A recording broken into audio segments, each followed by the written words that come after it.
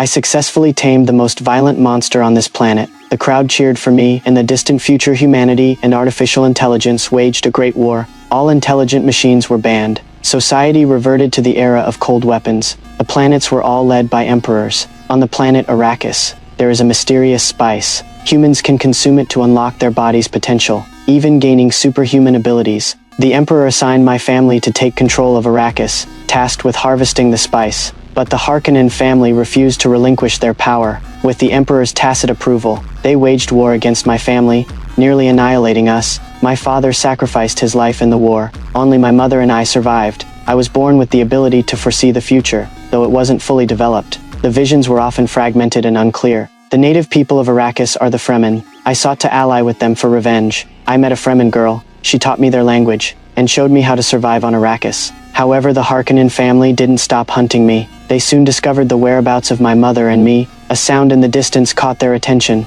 They followed the sound and found it was caused by a thumper. The thumper was a device the Fremen used to summon sandworms. They shot and destroyed the thumper, but in doing so, they walked into a trap. In the vast desert with no cover, they became sitting ducks. As gunfire rang out, bodies fell one by one. I pulled a sword from the dead and joined the battle. In the end, they were all wiped out. We extracted the water from the bodies, using it to cool our still suits. We then piled the bodies together, set the thumper in place, and left. With rhythmic thumping sounds, the ground around the thumper and bodies suddenly caved in. Then a massive sandworm burst from the earth, devouring all the bodies in an instant, before disappearing back into the desert. I followed the girl to the Fremen stronghold. It was a palace built underground, home to millions of Fremen. But to my surprise, they believed my mother and I were spies from another planet, just as they were about to throw us out. Their leader stepped forward,